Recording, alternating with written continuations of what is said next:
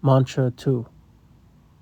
Kurvan evaha karmani jijiva shikshatam sama evam vaye nanyate tosti nakarma lipyate nare.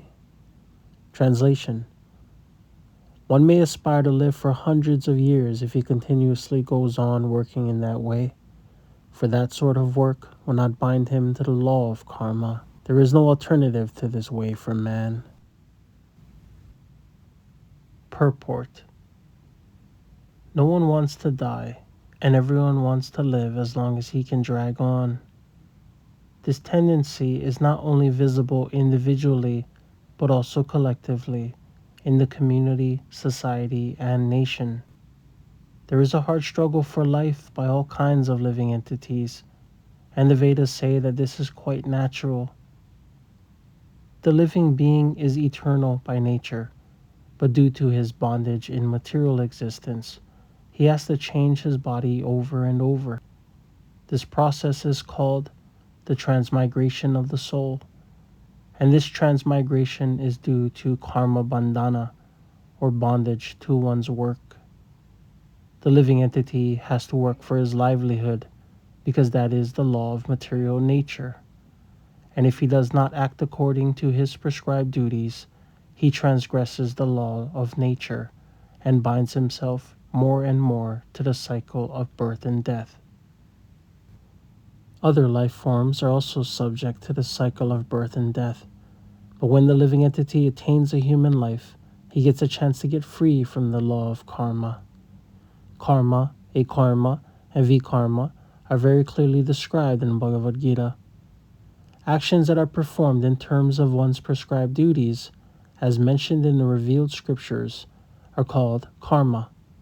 Actions that free one from the cycle of birth and death are called akarma.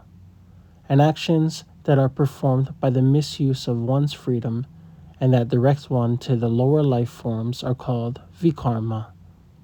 Of these three types of action, that which frees one from the bondage of karma is preferred by intelligent men. Ordinary men wish to perform good works in order to be recognized and achieve some higher status of life in this world or in heaven. But more advanced men want to be free altogether from the actions and reactions of work. Intelligent men know well that both good and bad works equally bind one to the material miseries.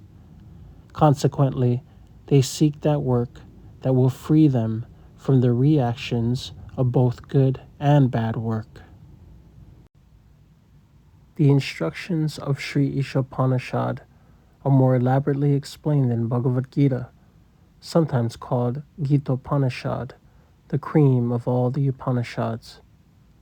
In Bhagavad Gita, the personality of Godhead says that one cannot attain the state of Naishkarma or Akarma without executing the prescribed duties mentioned in Vedic literatures. The Vedas can regulate the working energy of a human being in such a way that one can gradually realize the authority of the Supreme Being. When one realizes the authority of the personality of Godhead, it is to be understood that he has attained the stage of positive knowledge. In this purified stage, the modes of nature, namely goodness, passion, and ignorance, cannot act, and one is enabled to do work on the basis of Naishkarma. Such work does not bind one to the cycle of birth and death. Factually, no one has to do anything more than render devotional service to the Lord. However, in the lower stages of life, one cannot immediately adopt the activities of devotional service, nor can one completely stop fruitive work. A conditioned soul is accustomed to working for sense gratification, for his own selfish interest, immediate or extended. An ordinary man works for his own sense enjoyment, and when this principle of sense enjoyment is extended to include his society, nation, or humanity in general, it assumes various attractive names, such as altruism, socialism, communism, nationalism, humanitarianism, etc. These isms are certainly very attractive forms of karma bandhana, work which binds, But the Vedic instruction of Isopanisad is that if one actually wants to live for any of the above isms, he should make them God-centered. There is no harm in becoming a family man or an altruist, socialist, communist, nationalist, or humanitarian, provided that one executes his activities in relations with Ishavasya, the God-centered conception. Bhagavad Gita states that God-centered activities are so valuable that just a few of them can save a person from the greatest danger. The greatest danger of life is the danger of gliding down again into the evolutionary cycle of birth and death. If some way or another a man misses the spiritual opportunity afforded by his human form of life and falls down again into the evolutionary cycle, he must be considered most unfortunate. Due to his defective senses, a foolish man cannot see that this is happening.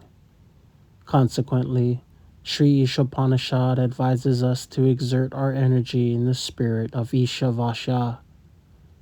Being so engaged, we may wish to live for many, many years. Otherwise, a long life in itself has no value. A tree lives for hundreds and perhaps thousands of years, but there is no point in living a long time like trees, or breathing like bellows, or begetting children like hogs and dogs, or eating like a camel.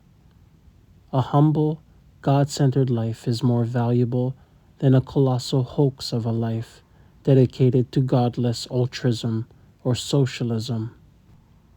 When altruistic activities are executed in the spirit of Sri Isopanisad, they become a form of karma yoga. Such activities are recommended in Bhagavad Gita, for they guarantee their executor protection from the dangers of sliding down into the evolutionary process of birth and death. Even though such God-centered activities may be half finished, they are still good for the executor, because they will guarantee him a human form in his next birth. In this way, one can have another chance to improve his position on the path of liberation.